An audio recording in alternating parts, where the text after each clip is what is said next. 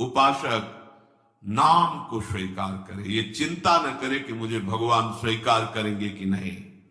नाम को तुम स्वीकार, बड़ी प्रभु स्वीकार करेंगे कि नहीं, इसमें हमें विश्वास करना पड़ेगा महात्माओं का, हमें अनुभव की तरफ बढ़ना पड़ेगा। कितने दिनों में अनुभव होगा कि भगवान मुझे स्वीकार किए हैं कि नहीं। पर यह बात तो अभी आनंद दे रही है, हमारी स्वीकृति की बात है कि हम आज अभी इसी क्षण नाम भगवान को स्वीकार करते हैं, तो अक्षर रूप से आकृति धारण करके हमारी जिह्वा पर विराजमान है।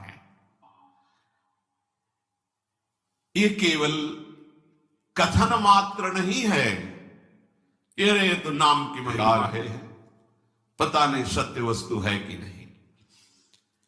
नामाभास केवल पापों को जलाकर निवृत्त नहीं हो जाता, वो अपने वाच्य को अधीन करके हृदय में प्रेम प्रकाशित कर देता है।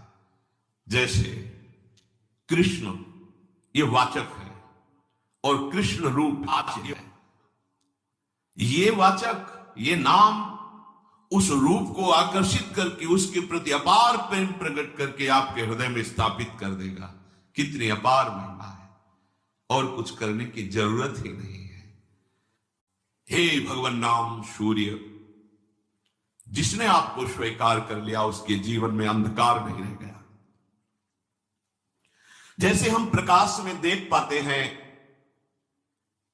भ्रम हो जाए कि रस्सी में सांप है तो बिना प्रकाश के नहीं देख पाएंगे, तो जैसे हम प्रकाश में देख पाते हैं कि वो सर्प नहीं, वो रस्सी है, हमारा भ्रम था कि हम रस्सी को सर्प मानकर भयभीत हो रहे थे, ऐसे ही नाम भगवान रूपी सूर्य के प्रकाश में हम देख पाते हैं ये जगत नहीं, जगदीश ही जगत बने हुए हैं।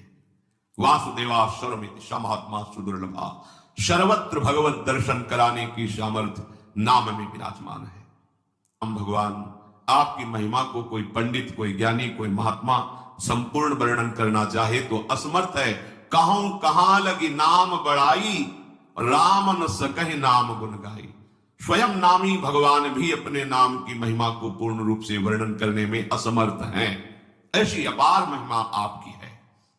तो कोई शर्त नहीं है, पवित्र हो या पवित्र हो, नाम का चिंतन, नाम का गायन, नाम का रटन अविद्या रूपी अंधकार का नाश करके परम वैभव प्रकाशित कर देगा।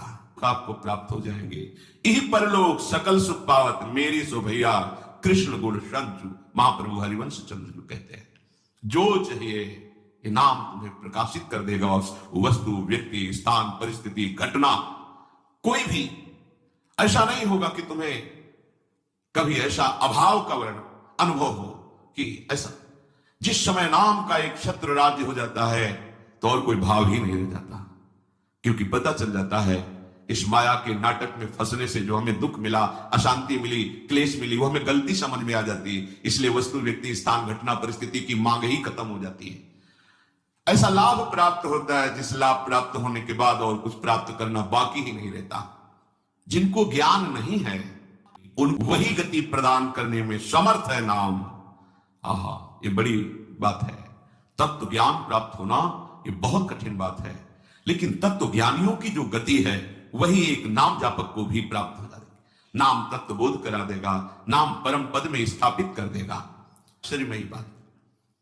शास्त्रों में जहां हम महिमा देखते हैं साधनों की, सिद्धांतों की, वहां यह पाया जाता है कि जो आपसे अब कर्म बन रहे हैं भगवत शरणागत हो, उनको मानो भुने हुए चने में जैसे अंकुरण नहीं होता, ऐसे आपके नवीन कर्म आपको बांध नहीं पाएंगे, उनको निष्प्रभावित कर दिया जाता है भगवत शरणागति के प्रभाव से।